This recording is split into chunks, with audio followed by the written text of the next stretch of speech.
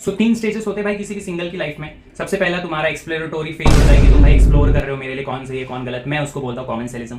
Second वाला होगा तुम्हारा प्रोटोकॉपरेशन, जहाँ पे तुम कमिट नहीं करना चाहते लेकिन बेनिफिट्स उठाना चाहते हो, that is friends with benefits. And third one, you are ready to settle down now, तुम you are ready to deeply commit to someone, stay together for the rest of your life, want to become ride or die for somebody. NCERT likes to call it mutualism, I like to call it ride or die. So this is how we are going to flow. So the first one is commensalism. Commensalism में एक species का benefit होता है, दूसरे species को घंटा फर्क नहीं पड़ता। यहाँ पे जो एनसीईआरटी ने बहुत अच्छा एग्जांपल दिया है is your C anemone and clown fish. अगर आपने डिज्नी की वो मूवी देखी नीमो, तो वहां पे वो जो नीमो था that is only a clown fish. And NCERT में ही एग्जांपल दिया है सीलेंट रेट्स का। सी एनिमोन आपको पता है, sea anemone belong to coelenterate only, और सीलेंट रेट के अंदर एक कैरेक्टरिस्टिक फीचर होता है स्टिंजेंट सेल्स, जिससे वो प्रेडेटर्स से अपनी रक्षा करते हैं। क्लाउन फिश को ये पता है, तो वो क्या करता है, जब भी प्रेडेटर उसके पीछे लगता है तो वो सी एनिमोन्स के बीच में घुस जाता है। तो सी एनिमोन खुद की प्रोटेक्शन कर रहे होते हैं तो उसकी भी कर ही देते हैं। अब यहाँ पे सी एनिमोन क्यों प्रोवाइड करे क्लाउन फिश को प्रोटेक्शन? बिकॉज क्लाउन फिश उनको एज सच कोई थ्रेट प्रोवाइड नहीं कर रहा है, ना वो उनके साथ फूड के लिए कंपीट कर रहा है, ना वो उसके साथ स्पेस के लिए कंपीट कर रहा है। यहाँ पे the sea anemone is providing the benefit and clown fish is deriving the benefit, it is benefiting from it.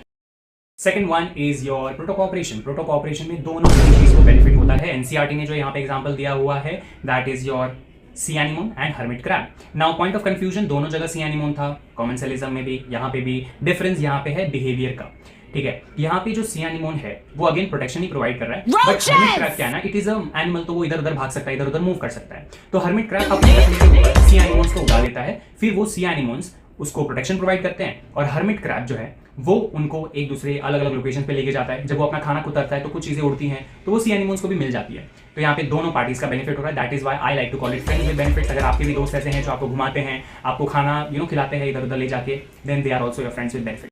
And now last but not the least, mutualism, जहां पे दोनों स्पीशीज को बराबर का फायदा होता है। ये स्टेज आते आते इट इज लाइक दो जिस्म एक जान, बिकॉज ये स्पीशीज इतनी घुसे हुए एक दूसरे के अंदर कि अगर आपने एक को भी निकालने की कोशिश की दूसरे के अंदर से तो वो दोनों ही मर जाएंगे।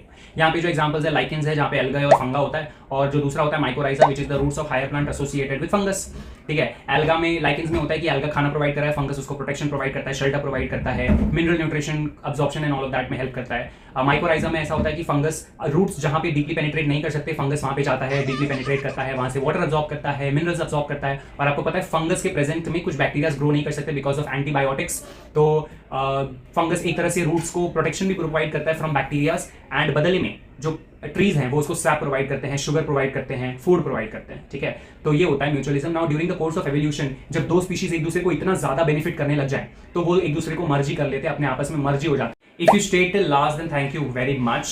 I hope it was fun to listen to.